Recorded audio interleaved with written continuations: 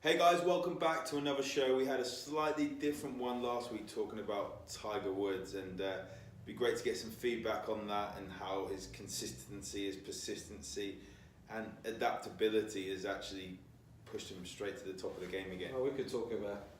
We're not doing another one on Tiger Woods. Anytime.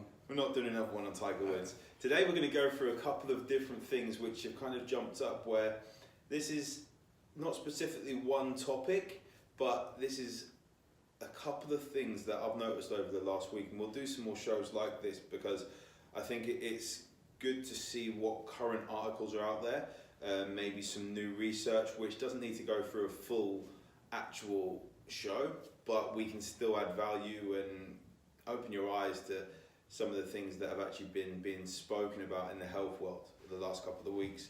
The first thing was actually, it was on the BBC website, and BBC News website. I got LinkedIn through LinkedIn randomly. So I got LinkedIn through LinkedIn, and it was talking about alcohol. Now we know about alcohol and the health implications. However, there was some random article which said you should drink a certain amount of alcohol because it's great. It was the resveratrol in red wine. In red wine. After how many glasses? Yeah, exactly. Yeah, it was that which was the health benefit from that. However, there was actually an article on the BBC website talking about that if you have one drink per day, you actually increase your risk of having a stroke or heart disease by 15 to 20%. And I found that was quite shocking. So the cynic in me with those kind of things is that if you've done research, when we were in college we did research, and at the time was, what the hell do I doing research? I don't want to be a researcher that. And we were told that it will help you read research and understand research. And the cynic in me when it comes to media and it comes to research articles is that they're very easy to cherry pick and highlight one or two stats which will catch the eye and cause discussion, which in itself is not a bad thing. But the question then also is like, well, how do you get to that stat? How do you get to that figure? And so the key is to break down that research. So sometimes there's a lot more to it, and how you get to that stat. And my observation with media also is that one week you can get a media will announce a research. I've seen a huge amount with headaches, particularly for some reason, but they're topical, I suppose, and so is cardiovascular diseases. They will go and say caffeine is really bad. So many grams have been shown to be bad and create migraine. And then if you just wait and watch, and then another couple of weeks or something down the line, an article will come out. Research has shown that caffeine is good for migraines because it creates this. And that's the big interesting thing with research is not actually about facts, it's about actually creating more questions. So sometimes stats and figures, you've got to be able to read the research and break it down. But I think the key thing with it is it creates a discussion and then asks the question, is that relevant to me, and is it, so when it goes back to what you're referring to with the article with alcohol, anything can potentially be proven to have a health benefit, and everything can be proven to have a negative benefit. So you've got to take it into context with the rest of your health and the rest of your lifestyle. But if you had to break it down, you don't even need to research. From what you know about alcohol, is that probably we're not designed to have it in the first place. I think the thing that came out was the awareness of it, where it was talking about drinking every day. Yeah. And I was telling Shell about a wedding I was at, and it was literally a guy saying that he has a few drinks when he gets home because just to de-stress. I said, so you're reliant on the alcohol, and it was a defensive aspect. I wasn't saying it as in I was saying, well, it's a problem. It is a little bit of a problem, but I weren't saying it in a derogatory way. But I said, no, I'm not relying on the alcohol. But he was having a couple of drinks every night to de-stress from his work, and then more at the weekend, going to the football, more there. And it's awareness of that. Now, if this study then, or this article then says that, okay, you're 15-20% more likely to have a stroke, and they've had someone in their family have a stroke, then they think, actually, maybe I need to do something about it. But there was also, I can't remember if it was BBC, but something came out last week which was talking about processed meat. And we've had a lot of articles in the past on processed meat causing cancer. There's one, I think, on the radio this morning coming in about bacon. That might be what it was. Yeah. It was talking about processed meat is now 18% more likely to cause cancer than previously for. And when you add that with actually what happened, we're talking about breaking this down now. And this is where awareness comes of what you're actually reading, and kind of, if you're a bit of a geek like myself, you'll look into the research and maybe find the study and see the breakdown of it. But when you actually looked at 18% of what they had before, which was something like 5% in men and 7.5% in women, chance of getting cancer and so on and so forth, it worked out something like 1.5% more. So rather than 5%, you were 6.5%. Yeah, and you've got to watch out with stats. They like to also go, shows a 90% increase. Yeah. So 100% increase is double. Yeah. But if you've got 1 and it becomes 2, that's 100% increase. Yeah. Statistically, it's fine. What was that previous number? But also, what they didn't take into account is the lifestyle factors of the people that were being studied. Now, these people were being studied were shown to have a very sedentary lifestyle. Chances are the people that have a sedentary lifestyle are going to have a lot more alcohol, maybe smoke, going to have a lot less fibre in their diet from vegetables, from fruit, and maybe a lot more other junk food as well. So when we say that the processed meat is causing the cancer, there's a lot of other health markers which we need to bring into play with that. And I think one of the other things was actually done on specially bred rats, which were bred with a cancer gene, and then it said this processed meat activated that gene more. And I'm always very wary of that, and who is funding that as well. Yeah, and the message again with that is also the gene studies are coming through, and gene technology is improving, but a lot of people need to realize that there's different SNPs and different combinations of genes. So it doesn't always mean that each research article is directly applied to my genes or your genes. Mm-hmm. But there is underlying, and what you tend to find, as I said, with one research article doesn't become fact. It becomes more fact when there's a general collection of research articles, but it eventually shows a trend. But we know at one stage, the research and all the trend at one stage was, butter is bad, fat results in... It goes in cycles, to be fair. And then there's more research and evidence comes out through the other way, and so there's trends. But I think you've got to break down and be a little bit more cynical and critical of when there's just one article comes up and hits the media. Yeah. And as I said, the trend is through time. You wait, and then usually there's another article comes out and suggests the other, and that's why it becomes so confusing. And the cynic in me says, break it down and actually wonder who's pumping the article in the first place. And what do they want from it? And what's the message? A lot of the times it's big pharma wanting to get more big money. pharma, big food technology, the food giants, the petrochemicals. That there's a business behind health, and there's a business behind sickness as well.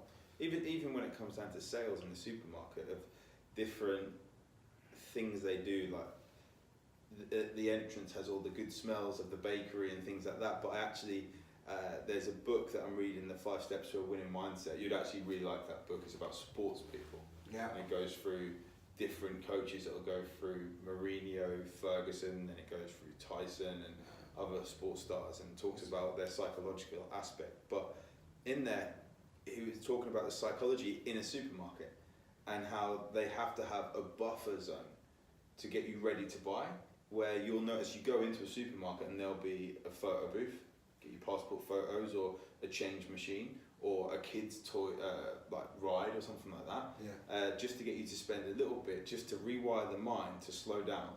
So then you actually start grazing around the store to actually buy more.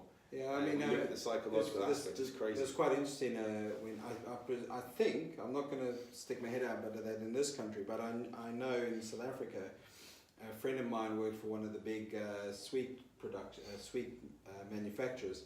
And he was a sales rep, and so he used to go in and negotiate with the supermarkets for prime position on the shelves. Yeah. But they, as a company, pay the supermarket for shelf space. Yeah. So eye level is would have, and so if you're wanting not necessarily the worst product, but the ones who aren't going to invest the most money in advertising are the ones a little bit lower down, because your main brands are always going to be eye level, because you are consciously shopping here. You're not conscious shopping lower down. I think as well that goes. So we are very much bombarded by information. Going back to like the research article or the media, and we are very much bombarded by the information which has been leaked or made available to us. So they're not hiding anything. They're just making certain information more accessible, more available, and it happens a lot with research. There's a message behind. So my advice, when you look at research or you hear articles, look a little bit more, and then when you start finding more regular trends, you can start making better decisions. Yeah. But also look at it, is it applied to you? Yeah, it's awareness at the end of the day. It's hugely. Awareness of, if you have a lot of processed meat, then great, but what else are you doing with your health? Because that one little thing, that alcohol may not be the make or break of where you're going wrong with your health. And I was speaking with a client today who we are working to get his stress levels down because his stress is causing him to drink. Yeah. And just taking the alcohol down, if the stress levels are still as high, chances are he will find some other way to deal with that stress. And the number one lifestyle which has been shown per capita to have the best health outcomes is the Italians who love a drink. Yeah, it's a very important part of their lifestyle. But it supports the lifestyle of communication between the family, coming together with a meal, and connecting with your community. So the alcohol is not actually, the focus isn't the alcohol, but the alcohol adds to that sense of lifestyle. So it's really interesting. The big thing with health is if you took like a plant and looked at the plant and said, right, I'm now going to research what this plant needs to live, to survive. So I've heard that water is important. So now for this to be a true scientific experiment and to give it validity in the research world, I've got to exclude all other things that could influence it. I'm only assessing water. So I take away light, I take away food, I just use water. So I give water to the plant, and you take out everything else and the plant dies. So from that research, we can ascertain that water is not needed to keep a plant alive. But now here sunlight's good.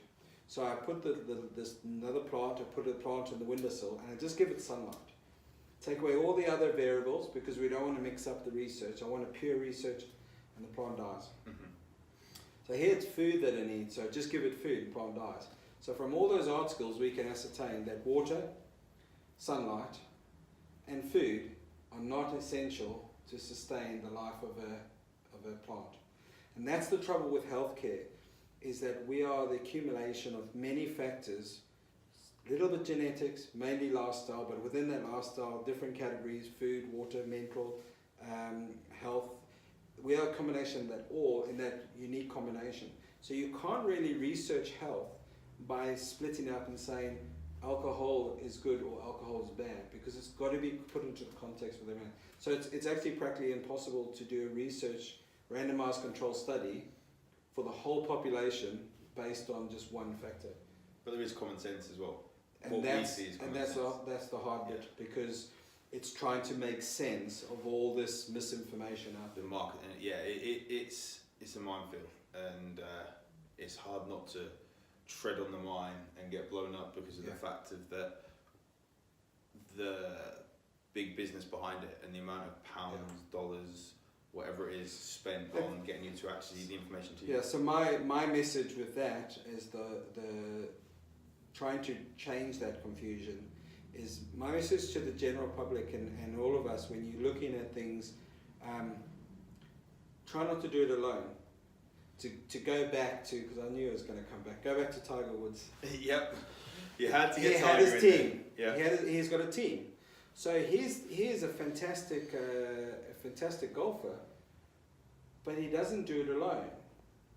He has a coach, he has a nutritionist, he accesses the best of what is around for him to be his best. So if we can help in any way from a nutritional perspective, a mindset perspective, access to different information, you know, we put ourselves and available to our community to help in that. Even if it's just putting you in contact with another professional who we know is trained and is dedicated for them to be involved in their speciality, you know, mindset or different professions, or life coaching or chiropractic. You know, that's my message, is that you can't do it all alone. And the top performers, whether it's business or sport, or that, are using support wisely. So if you read an article and you read this and it's confusing, then ask. You know, we're available. Just drop us a message. Email, social media, drop us a message. We'd certainly help support you in many ways, because we are being persuaded and we are being manipulated in a way that certain information is made available to us to be beneficial, and it's confusing. So we spend a lot of time, you know, geeking out on reading research and making questions, and surround ourselves with other professionals making similar questions. So you know, the whole thing is ask no silly questions.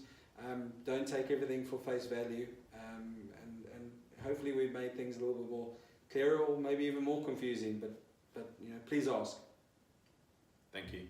All right. Yeah, just ask us, and we'll give you our honest opinion again. Okay. And we shall have more of this next week. If there's a topic that you feel you want us to cover that we haven't covered, or any ideas, any articles you've seen, and you want us to just kind of break them down a bit, then send us a message, send them over, and we'll happily do that on the podcast. Yeah, that'd be good if there's anything which hits the media or confuses you, and you go, hey, listen, I wouldn't mind your take. The idea of the Unplugged series is for us to get together.